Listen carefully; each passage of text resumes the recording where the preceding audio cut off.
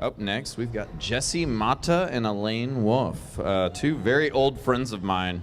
I'm just going to start out here.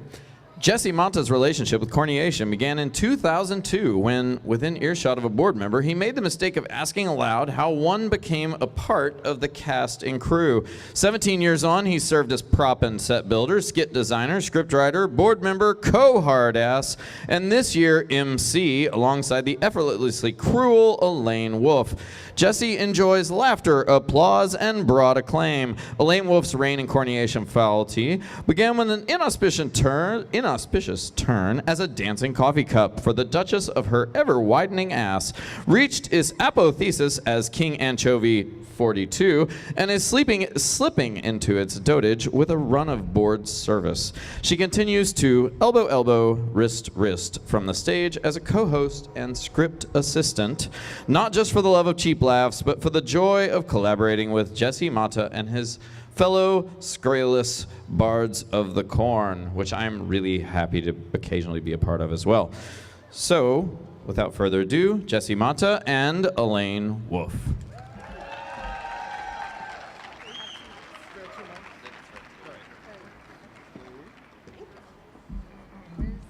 Wow, thanks. All right, very nice.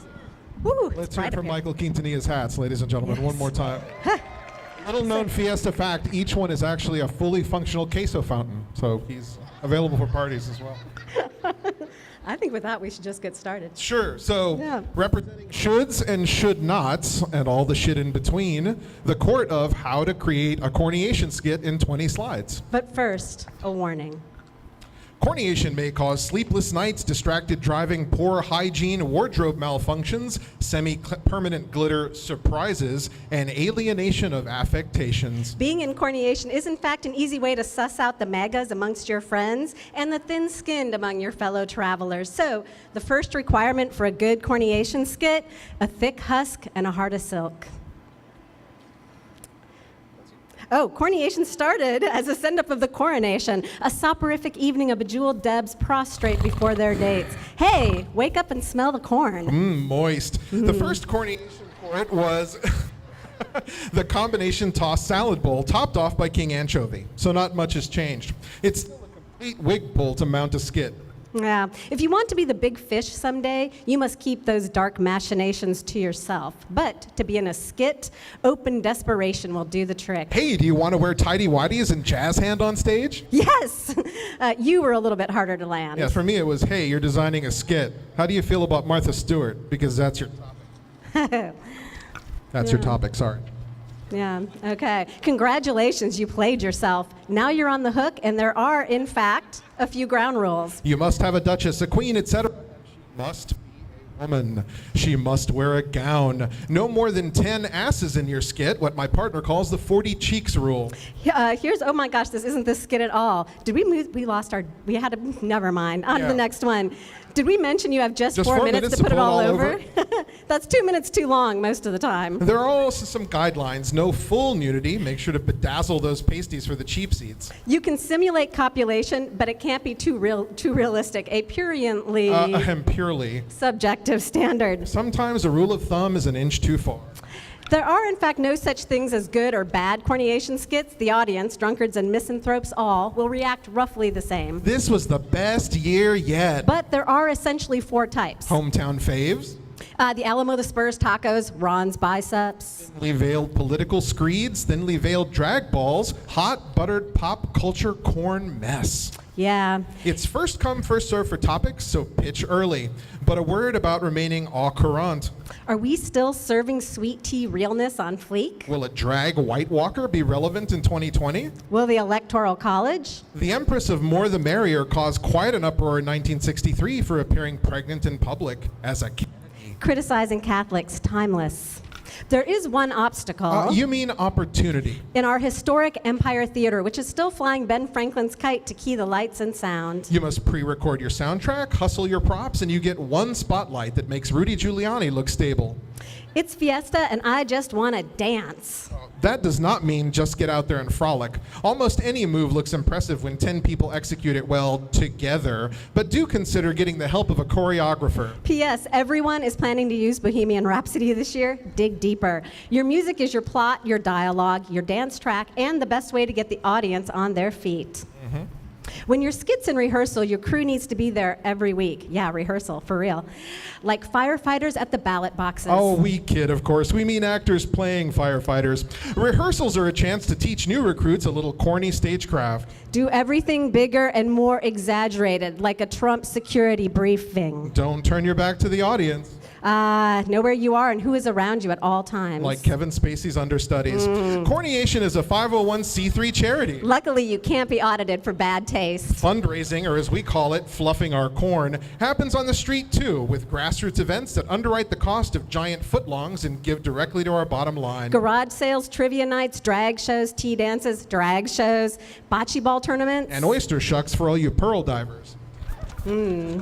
So size isn't everything backstage. We stuff our glittery ziggurats behind the velvet curtains with occasionally catastrophic results. I'll admit my own failing with Mulchy the Mulch Pile, a 100-pound abortion of PVC and tarps. Show us how clever you can be with spray paint, foam core, bungee cords, and a little cardboard. But do think large strokes and strong, simple images. Or strong, simple strokes and large images. A beauty is only skin deep. Fiesta, honey. And while the liquor locker pitches in, our comely visages come at a cost, time and tears. But you can lean in with the help of your sisters at Mac and Sephora. It's no secret that many scripts can script accomplished queens who can laminate your lids and paint on a stiff upper lip. That doesn't taste like strawberries. When our empresses haunted the Arneson, they looked roughly like royalty. But these days, it can be hard to tell the duchesses from the doughboys. They're rare with the millennials, but we still enjoy a good train. We're going to skip because we're behind. I'm describing a skip That's that's okay. not there Keep anymore. going. Yeah, okay, keep going. Yeah.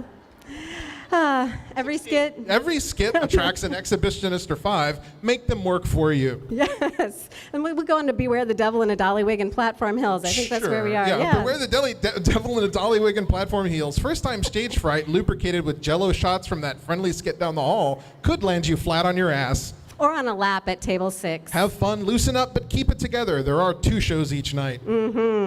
Beware and embrace our perennial crop of corn. A reviled politician gets a comeuppance like Saul riding bareback to Damascus. Oh, a gay icon. Like the Golden Girls, RuPaul, saving tortured souls. Standouts, though, have an element of surprise. Our puking princess from slide number 4 is pricked. Repeatedly.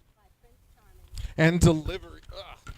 Delivery girl. There's no plot so thin a little extra zhuzh can't lift it to legend. We're almost on time. Oh, regrets? We've had a few. Impromptu stage dives. This happens at Real Corniation all the time. Yes, impromptu stage dives, photos that can't be untagged. If you need tips for helping explain to HR how you're actually improving your company brand, DM me. Over the years, we've watched some of our favorite pairs grow old And low. on stage, and they're still gainfully employed for the most part. Once it becomes Once it becomes public knowledge that you're in a Corniation skit, you'll be inundated with offers. to take those free seats off your hands. Oh, wait, you don't have any. We pay for our tickets just like everybody else, and then we use them to raise more money for the show. Revenue from ticket sales is the main way we raise money for our charities: Beat AIDS, Thrive, the San Antonio AIDS Foundation, and scholarships for theater students. Have we enticed you to join our merry band of moral recidivists? Turn the woo and pitch the screw. Go ahead and bite the big corn. Come see us after the show, and we'll try to stage an intervention before it's too late. Maybe see the show first, April 23rd, 24th, and 25th at the Empire. Contrary to rumor, tickets are still on sale at the Fiesta Store on Broadway and the Majesta box office. Thank you very much. Hello. Thank you, guys. She's a woman. I was incredibly nervous to MC for you guys since y'all are such great MCs usually. Usually, yeah. So one of my favorite things about Corniation is the off-script moments. Sure. So tell me about your favorite off-script moments. This is all Elaine. Yeah. My favorite off-script moments. Okay, yeah, one year, so, sometimes the real coronation happens at the Majestic at the same time that we're having the coronation at the Empire. And so there's, and Rick one time I think was just sort of riffing on that, right? And I was like, hey, watch out or you'll never get into the Order of the Alamo. And he's like, what with the husband and all? And we just kind of went from there. That was probably one of my favorite ones. I think I remember seeing a fight backstage between Coronation and Coronation once, but maybe we shouldn't talk about that. There may be armed guards posted. So how are the scripts and skits coming along? I don't know, Justin. How is the backdrop coming along? Well, let me ask my... Both the scripts and skits are still in preparation. I mean, we try to keep things very current. So the skit or the script in particular, we will wait until kind of the last weeks to inject as much recent news, fake news as possible. And so even during the show, we'll do rewrites to include, developments as they come through. So we try to keep it fresh. We try to keep it all current. Well, I'm not sure what else to say from here. Tell me a little bit. Elaine's been King Anchovy. How do you choose King Anchovy? Ray Chavez, did you want to come up here and? It's an incredibly top secret and democratic and yet open and transparent process. Takes months, years sometimes, actually. But there is one rule: if you ask, that's not going to happen. Well, congratulations. Thank you, Jesse and Elaine. Thank you very much.